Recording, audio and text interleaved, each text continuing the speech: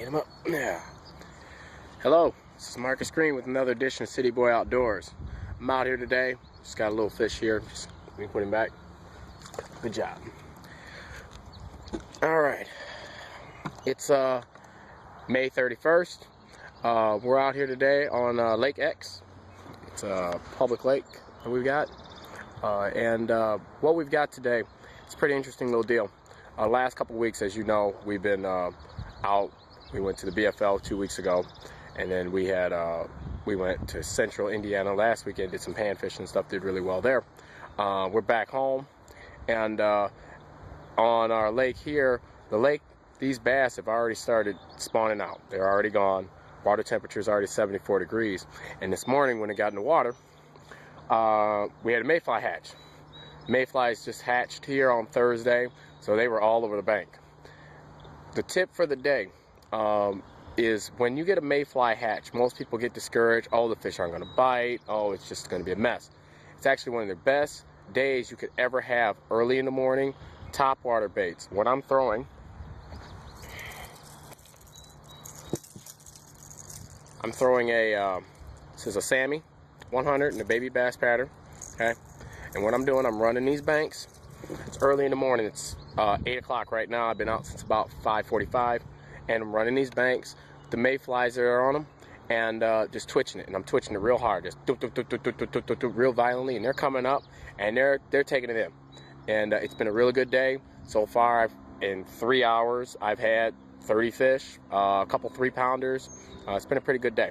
So the next time you are faced with mayflies, a Mayfly hatch, try a top water bait early in the morning. The bite will be really good till about 9 o'clock. Once the mayflies start dying off and running off, or the winds pick up and the suns get above the trees, then you'll have to switch to other type baits, go a little deeper.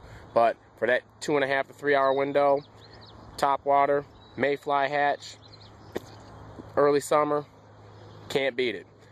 We'll check back in with you guys later. This is Marcus Green with another edition of City Boy Outdoors. Talk to you later. Hello again. This is Marcus Green with another edition of City Boy Outdoors. This is part 2, May 31st. Our top water bite has kind of died off. Now it's about 9 o'clock. So we've been throwing this jerk bait. It's a Pointer 100 in a chartreuse shad. Now, the tip I have for you is I like throwing jerk baits in the early summer like this, but a lot of folks get the misconception that you can only throw jerk baits just like we do in the springtime, where you jerk it and you let it sit there for 2 and 3 minutes, and you jerk it again and let it sit there for 2 and 3 minutes, and so on and so on. That's great when the water's cool and the fish are in a neutral or negative mood. However, today water temperature is 75 degrees.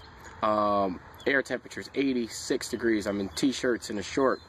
And one of the things that you can do is with your jerk baits, I like to throw the floating model jerk baits in the late summer, the ones that rise up.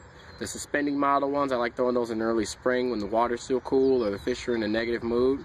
And what I like to do with the jerk baits is I'll work them, and I work them real hard. I move them, twitch them, keep twitching, keep moving them, keep them darting around, keep them dancing around, and the bass, they will jump on them. Okay, right now I've got these fish dialed in on the edge of a grass bed, sitting off of 17 feet of water. Coming up on top at 7 feet, and I'm just working the jerk bait right off the edge of that grass bed, and they're jumping on it. But you got to keep it moving. If they get too good to look at it, they're running off. So that's the tip for the day. If you're going to use jerk baits, get you the floating model jerk baits, the one that rises up, and work that jerk bait real hard. I'm throwing this on this is a 6.5 foot G Loomis medium action rod, and I'm throwing it also on a Lew's. This is a tournament speed spool. This is 7-to-1 gear ratio. It's a real fast gear ratio, plenty of line pickup, and that's what you want with your erratic motion. You want to keep that bait moving, darting and dancing as much as possible.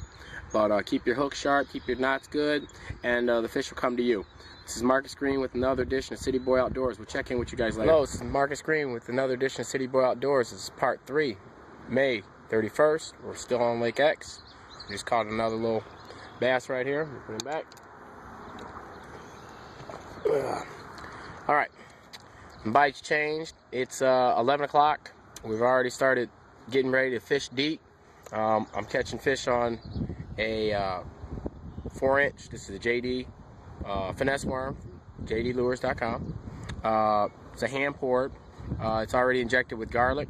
Got a 1/0 owner hook, an 1/8 ounce tungsten sinker sitting off some deep drops. So we're going to try to give this a shot, and we'll fish till about 1 o'clock, and then we got to put it on the trailer and head on in. So we'll keep you guys posted, but check it out, jdlures.com. You've seen me throw the JD Perfect Jig all the time on the show, but we also make plastics. We customize spinner baits, buzz baits, a whole bunch of baits. So check it out, jdlures.com. This is Marcus Green with another edition of City Boy Outdoors, and I'll talk to you later. Hello, it's Marcus Green with another edition of City Boy Outdoors. Well, our day has finally come to an end. It's 1 o'clock in the afternoon, and just put the boat on the trailer. I want to give you a recap of all the things we caught today and how we caught them. Hold on, let me get up in the boat real quick. Alright, these are some of the baits we were throwing today. I'm going to catch them on the Sammy baby bass pattern. When the mayflies were out this morning, this was a really good pattern here.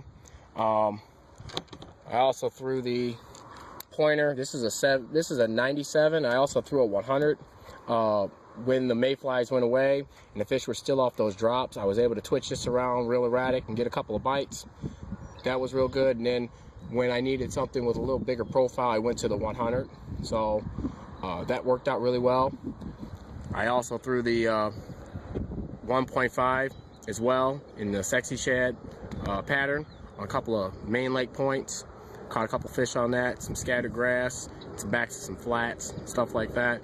That worked out really well. This dives with, I've got 12-pound test fluorocarbon here on this Loomis rod.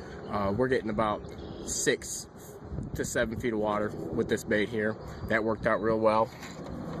And then, old reliable.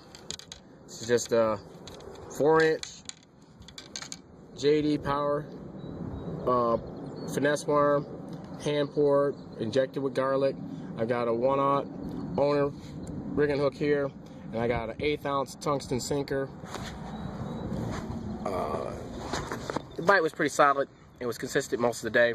Did slow down a little bit. The wind has picked up now, and like I said, we have no cloud cover out here, so it's just the sun's just beaming down on us and stuff. So the fish just gradually went deeper and deeper and deeper.